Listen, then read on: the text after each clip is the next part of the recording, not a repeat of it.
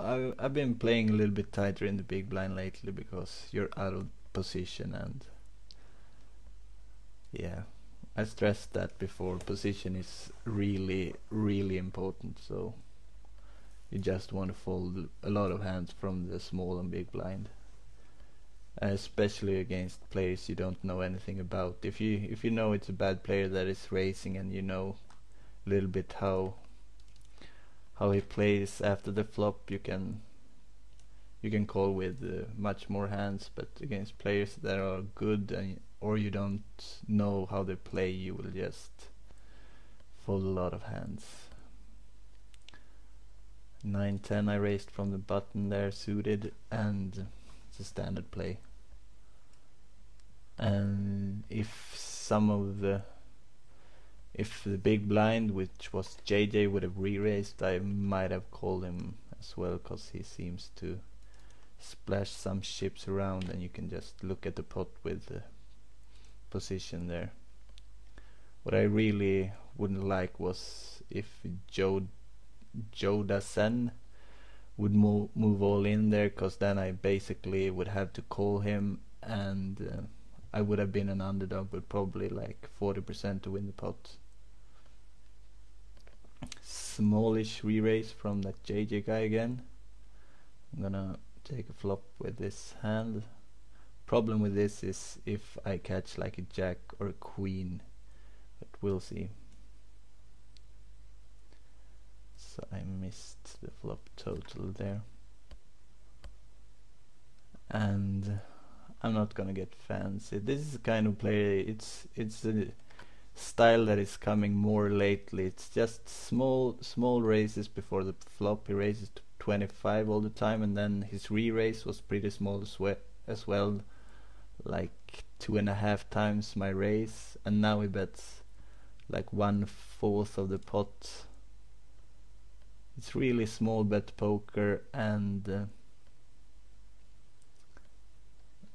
usually when they bet out that small on the pot, like 1/4, and I just call, they know that I'm not very strong, because I'm just calling a small bet on the flop.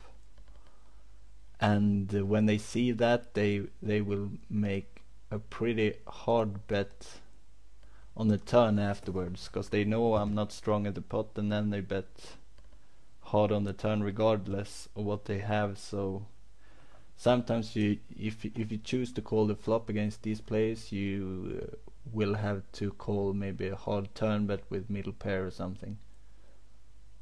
I'm gonna call him here, 9-7 suited. There comes the all-in, of course.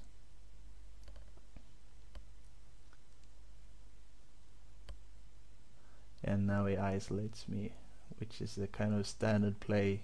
It doesn't mean he has very good hand, but I just called pre-flop, and could be like ace queen, ace jack. He would do it with many hands, I think.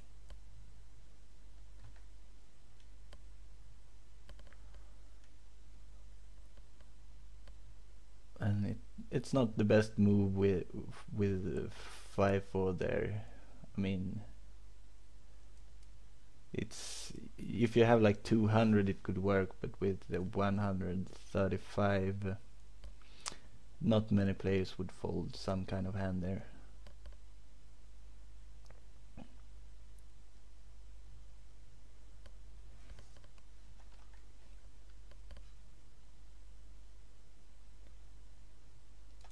King 10, raise it up, suited.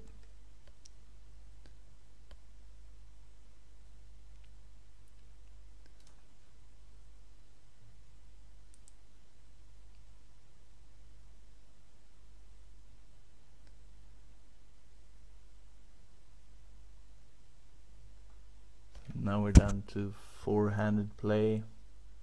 It's this JJ that I would like to win a pot against now, because he's taken down many pots in a row and is getting a little bit of a overhand in the game here, and I would like to change that.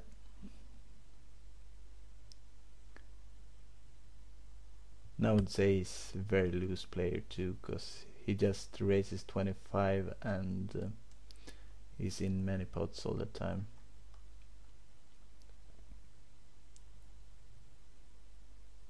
King 8 off suit. I'm gonna raise. It's on the button and I'm first in, and I'm gonna raise with many hands. And 75 in the pot, I'm gonna bet 50, which is a standard bet.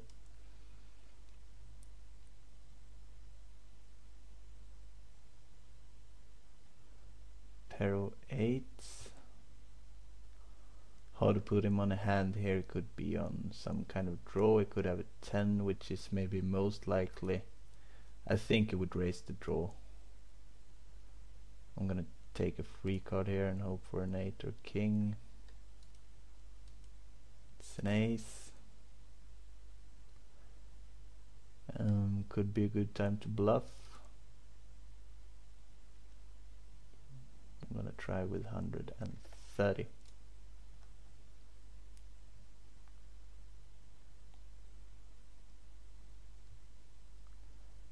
Oh, so he just called me with queen, king, queen there on a rather dangerous flop.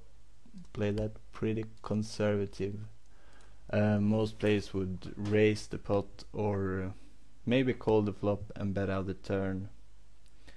Yeah, play that one. Worked out fine there. What I really didn't want on the river there was another king, because then we both would have had the top 2 pair. The most common play, as I said, was that he would call the flop with a 10 there.